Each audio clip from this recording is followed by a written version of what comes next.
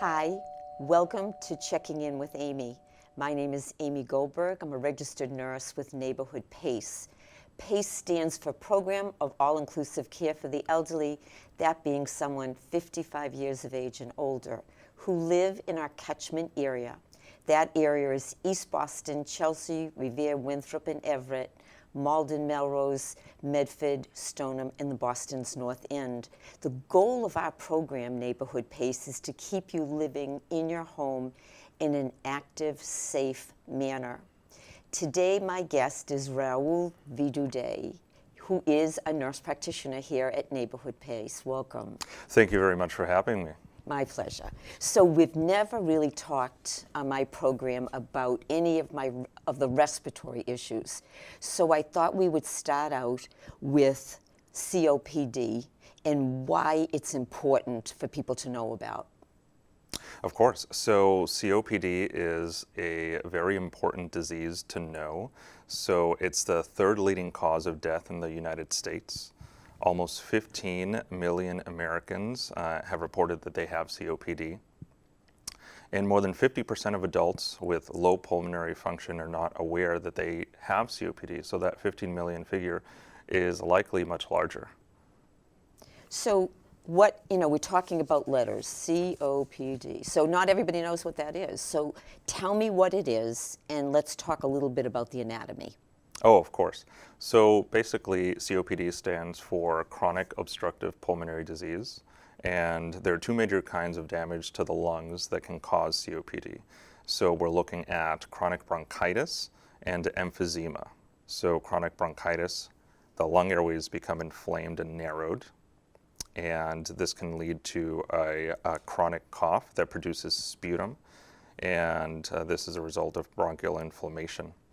Over time, chronic bronchitis can scar the airways and reduce airflow. With emphysema, there is damage to the air sacs of the lung, the alveoli, and we'll get into that in a sec. And this damage can also restrict airflow. As the lungs become more damaged over time, it becomes increasingly difficult to breathe. When the damage is severe, it may also become difficult to get enough oxygen into the blood and to get rid of excess carbon dioxide. But unfortunately, the symptoms of COPD cannot be completely eliminated with treatment, and the condition usually does worsen over time. Tell me a little bit about the anatomy of the lungs. Maybe that would be an easier way for people to understand it. Sure. So basically, when we breathe in, air goes in through the nose and the mouth.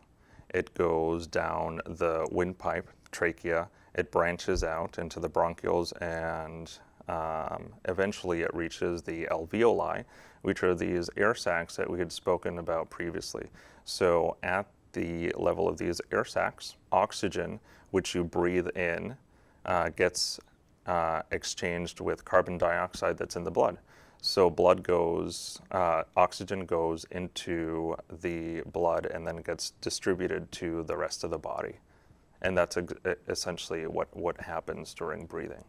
With COPD, people, participants we call them, are going to find that they're having different symptoms that might not be so normal for their respiratory tract. So what are you looking for? So the big symptoms here are shortness of breath or having trouble breathing, coughing, and this can be possibly a dry cough or what we would call a productive cough, and that being a cough where you're coughing up phlegm or mucus or sputum, as well as wheezing, which can be a bit of a whistling sound as you're breathing. And as the disease progresses, you can find yourself to become very fatigued as well with activities that normally you weren't fatigued with before.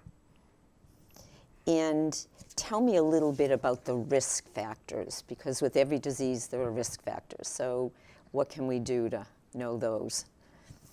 Sure. So smoking, of course, is the most common. So 80% of people with COPD have a smoking history.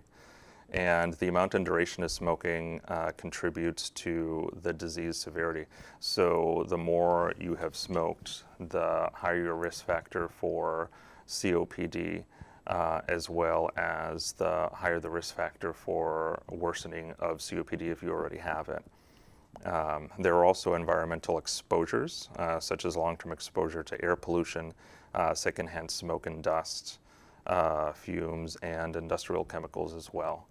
And very rarely, so we won't talk about it as much today, is the alpha-1 deficiency-related emphysema, which is a genetic cause of emphysema. And just as a point of interest in regard to risk factors, right, at least at my house, there's pollen everywhere. So I wonder, does pollen make it worse? Well, in a way it can. So when your body is exposed to allergens, you produce histamines, which can trigger increased swelling and secretions. And the swelling and secretions caused by histamine production increase airway resistance, coughing, mucus production. And the combination of severe allergy symptoms with COPD symptoms can lead to COPD exacerbation, which we'll talk more about in a little bit. I know, because it's not a great thing when you're out there. And I don't have COPD, so I can imagine someone that does, how difficult it is for them to breathe. Let's talk a little bit about the diagnosis. Sure. So if you're experiencing some of the symptoms that we spoke about previously, the most important thing is to speak to your primary care provider about those symptoms, and they can guide you on a track to whether or not you could potentially have COPD. If they do believe that you might have COPD, some of the things that they might send you to do are pulmonary function tests or PFTs. Essentially, these are, it's a type of test where you are breathing into what looks like a pipe, and they are measuring how much air you can inhale and exhale. So they're essentially testing to see what your lung volumes are. Because what can happen with COPD is that as a disease progresses, these lung volumes become smaller and smaller. So you might also see that they'll be checking your oximetry as well. So that's a device that they put on your finger, which tests the oxygen saturation in your blood.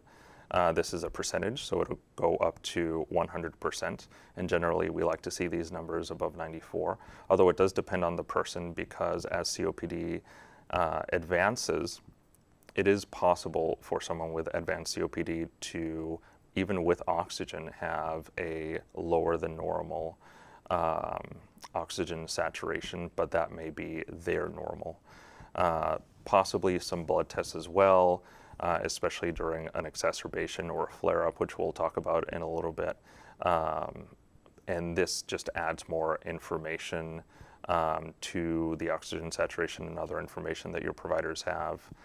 Exercise tests, so they, meaning your providers, might have you walk for some period of time, check to see how much exercise you can actually perform before you become short of breath, or what you're limited to.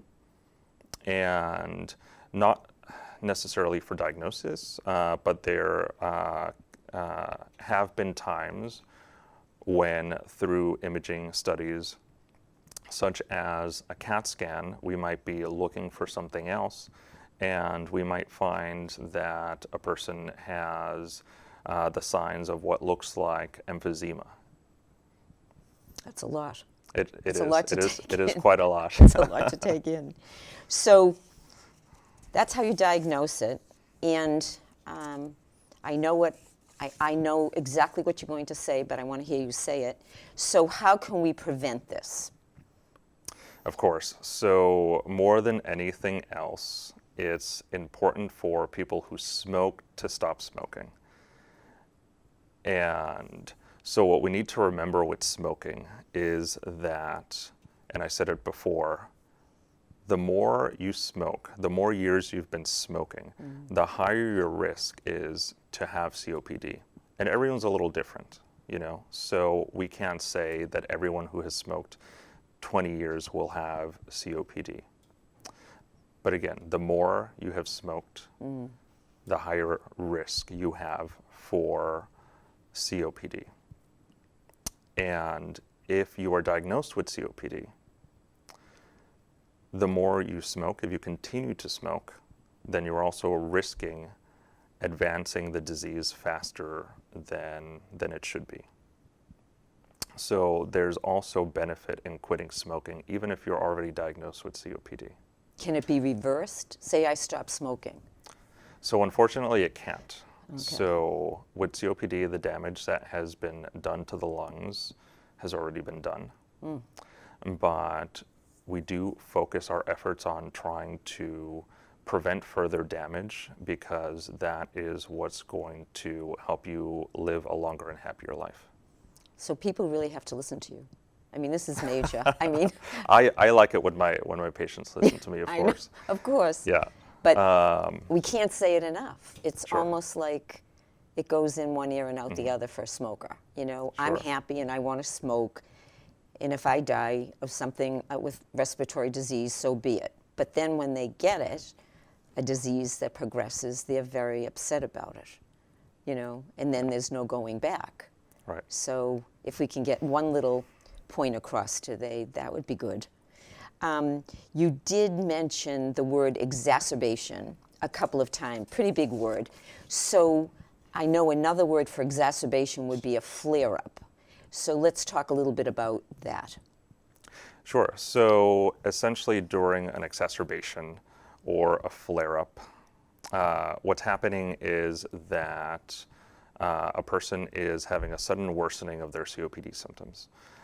So this is the shortness of breath, this is the cough. With an exacerbation or a flare-up, you might see an increase in production of phlegm or sputum. You might see some color changes as well. You might generally just not feel well. And this can typically last for a few days, or it could potentially last for a few weeks as well. As far as what causes these exacerbations or flare-ups, so it can be related to an infection, be it either caused by a bacteria or a virus, or potentially by environmental pollutants as well. So if we believe that the exacerbation or flare-up is caused by an infection, then we will prescribe antibiotics. And the caveat that I will give with antibiotic use is that we also need to consider that the more we use antibiotics, the smarter bacteria become. Right. So we do need to keep that into consideration, because there is a limit of how many different antibiotics we have. We also use steroids as well. The most popular one is prednisone, although there are others, and nebulizers and inhalers as well. And so these are medications that you would breathe in some fashion, and they go directly to your lungs, and they help open up the airways, and they help you breathe better.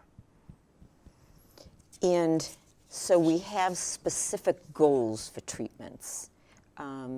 So just simply, what would be your goals of treating someone with COPD? Right, so we mentioned before that with COPD, unfortunately, you can't reverse the damage that has already been done, but we can try to prevent further damage.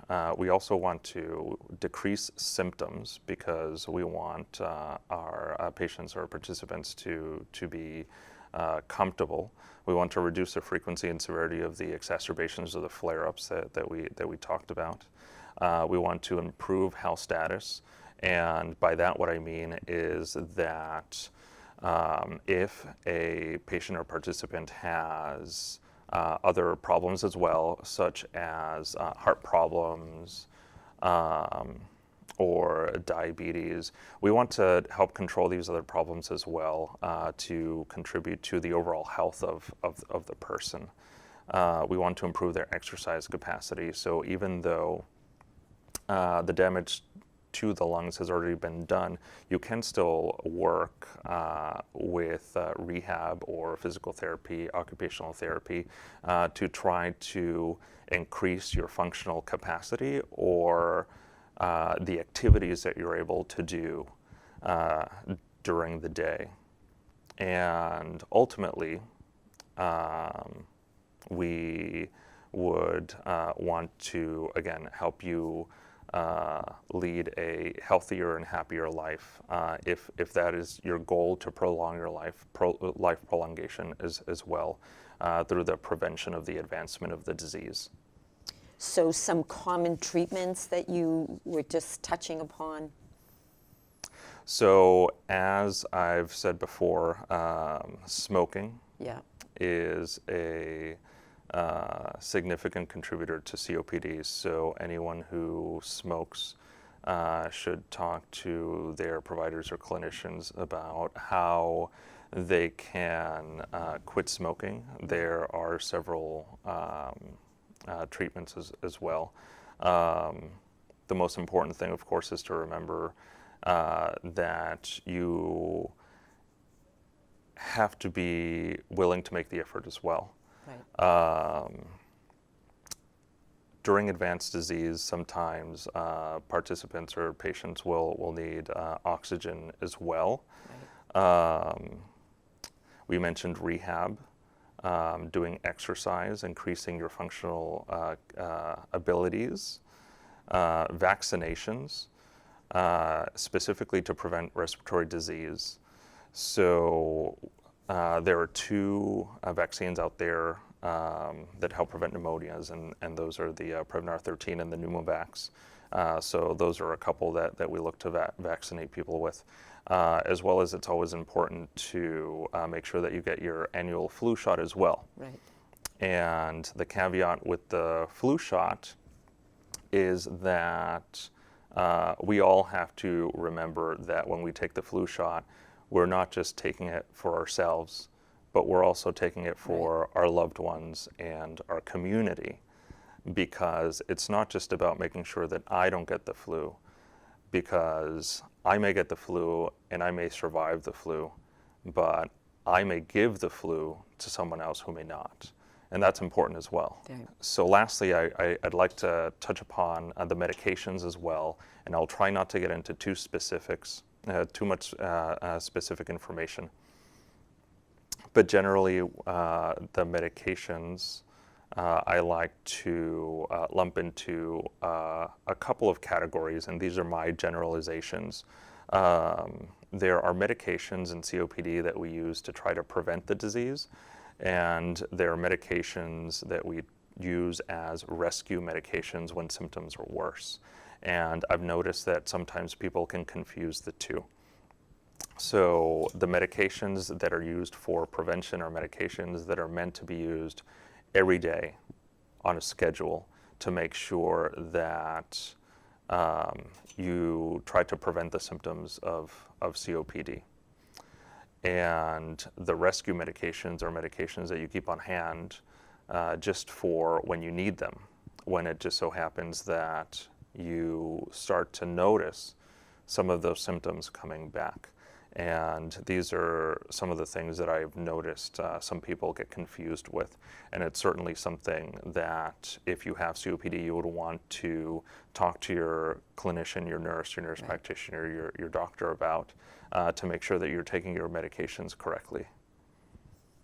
So this was very comprehensive, I must say. So thank you very, very much. Thank you so much for having your me. Time. And there's a few things that I want to stress to people. Number one, we do have respiratory therapists as part of Neighborhood PACE. We also have the ability to give you oxygen supplies and oxygen if you need that. This is all included in the program. Any kind of activity that you need to increase your lung capacity, we have that at the day centers as well as the wellness center. So it's extremely comprehensive. So if you do have COPD and you do have issues about it, for sure you should give us a call. The way to reach Neighborhood PACE is to call us at 617-568-6377. And along with many other topics that we've done over the time, I'm delighted that I hope today you will be able to take one little part of this home, and if you or someone that you know or love has any kind of respiratory issues, this might be a really good show for them to watch. So again, until we meet, please be well. Thank you for coming. Bye now.